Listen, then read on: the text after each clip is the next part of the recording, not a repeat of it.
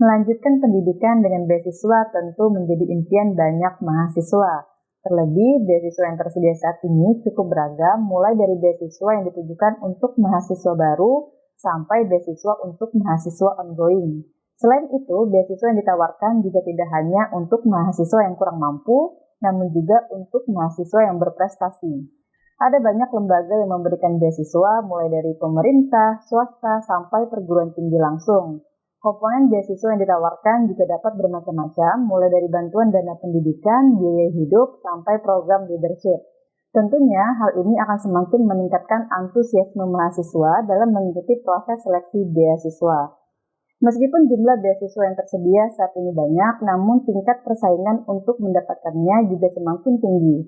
Menurut Guru Besar dari UIN Syarif Hidayatullah, kualifikasi penerima beasiswa setiap tahunnya semakin meningkat. Oleh karena itu, tingkat persaingannya pun menjadi semakin ketat. Nah, agar teman-teman semuanya dapat memperoleh beasiswa yang diinginkan, apa strategi yang diperlukan agar dapat lolos dalam proses seleksi beasiswa?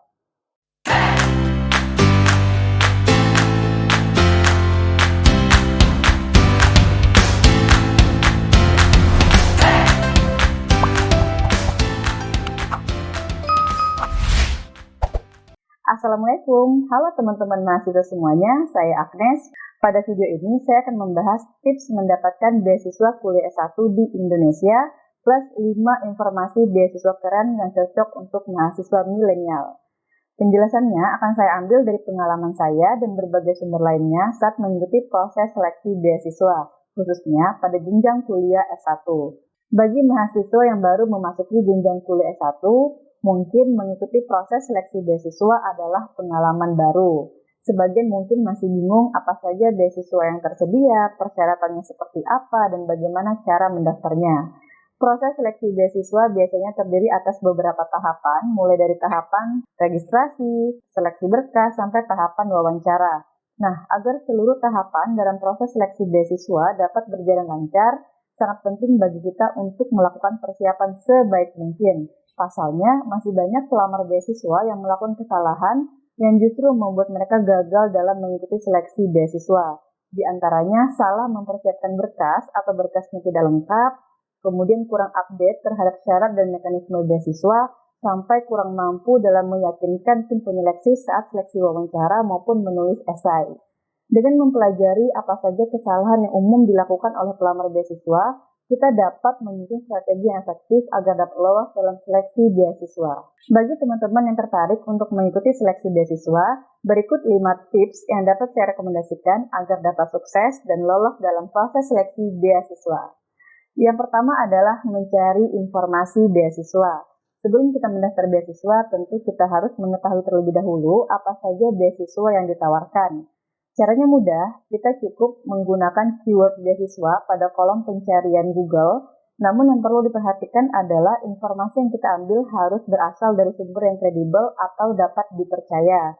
Misalnya saat kita ingin mencari informasi mengenai beasiswa unggulan, maka kita dapat langsung menuju laman resmi atau website resmi dari beasiswa tersebut di beasiswaunggulan.kemdikbud.go.id. Ataupun beasiswa Tanoto Foundation dan Cargill Global Scholar, kita dapat langsung menuju laman resmi untuk memperoleh informasi lengkapnya. Jika informasi beasiswa yang kita inginkan tidak tercantum atau terdapat dalam website resmi, maka sebaiknya kita berhati-hati untuk menghindari informasi yang salah dan menyesatkan. Selain itu, dalam proses mendaftar beasiswa, kita juga perlu mengetahui siapa pihak pemberi beasiswa agar kita dapat memastikan bahwa program beasiswa yang ditawarkan adalah resmi dan dapat dipertanggungjawabkan. Yang kedua adalah belajar dari pengalaman orang lain. Setelah kita mengetahui jenis beasiswa yang sesuai dengan kebutuhan dan minat kita dapat menggali informasi beasiswa tersebut dengan belajar dari pengalaman orang lain. Tujuannya agar kita dapat mengetahui bagaimana gambaran real orang lain saat mengikuti proses seleksi beasiswa. Kita dapat belajar dari pengalaman orang lain misalnya dengan membaca tulisan mereka di blog maupun review mereka di YouTube. Kuncinya, kumpulkanlah referensi sebanyak-banyaknya agar kita dapat semakin memahami beasiswa yang kita inginkan. Yang ketiga adalah mengikuti mentorship. Memiliki mentor akan membantu kita untuk mereview apakah persyaratan kita sudah sesuai atau belum. Misalnya saat kita menulis esai, poin-poin apa saja yang harus ada dalam sebuah esai agar kita mampu meyakinkan tim penyeleksi bahwa kita layak mendapatkan beasiswa yang mereka tawarkan. Selain itu, dengan memiliki mentor, kita juga dapat belajar bagaimana teknik wawancara dalam proses seleksi beasiswa. Apa saja kisi-kisi yang biasa ditanyakan, poin apa yang perlu disampaikan, dan juga bagaimana teknik public speaking efektif dalam menjawab pertanyaan wawancara dalam seleksi beasiswa. Kita dapat mengikuti mentorship dengan bergabung pada program mentorship dari Indonesia Mengglobal. Selain itu, kita juga dapat bertanya secara langsung kepada orang yang memang kita tahu memiliki pengalaman yang sama saat mengikuti seleksi beasiswa yang kita inginkan, baik orang baru maupun orang yang sudah kita kenal. Kuncinya adalah bersikaplah ramah dan sopan. Yang keempat adalah memahami syarat dan mekanisme beasiswa.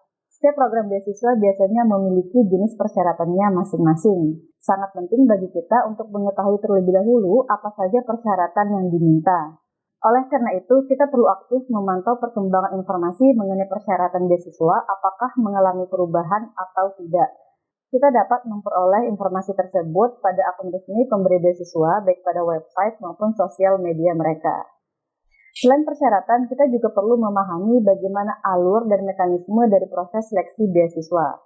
Tujuannya adalah agar kita dapat mengetahui apa saja langkah-langkah yang perlu dilakukan dalam proses seleksi beasiswa. Informasi mengenai mekanisme seleksi beasiswa dapat kita baca pada panduan seleksi beasiswa ataupun frequently asked question yang terdapat pada website resmi pemberi beasiswa. Pahami informasi dengan benar agar tidak salah langkah. Dan jika ada hal-hal yang tidak dimengerti, maka tidak ada salahnya kita bertanya kepada panitia baik melalui email, telepon, ataupun kontak lain yang tercantum pada laman resmi pengumuman beasiswa. Yang kelima adalah mendaftar beasiswa sesuai jadwal.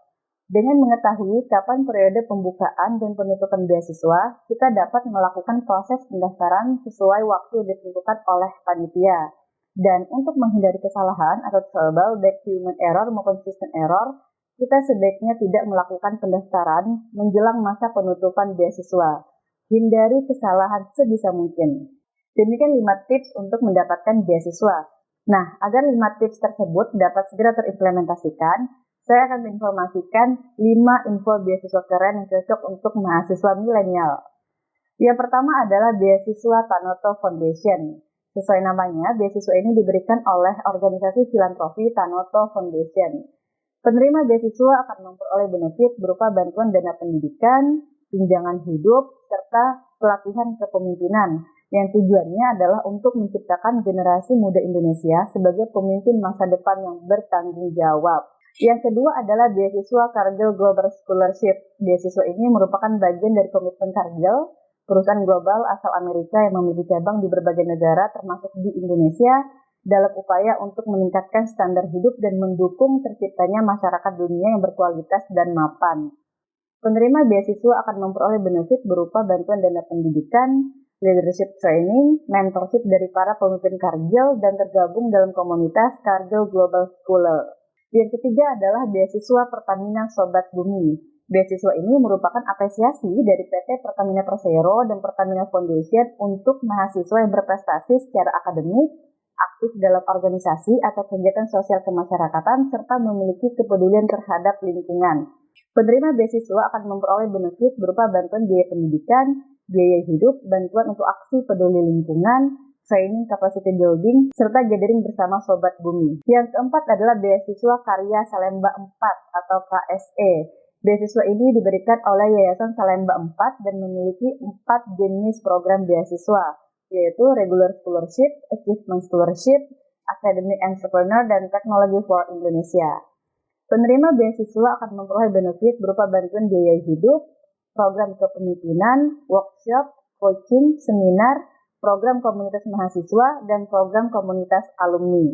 Dan yang kelima adalah beasiswa XLV Cheerleader. Beasiswa ini merupakan program pelatihan terpadu yang ditujukan untuk seluruh mahasiswa di Indonesia pada tingkat D4 ataupun S1 dari semua jurusan, baik perguruan tinggi maupun perguruan swasta.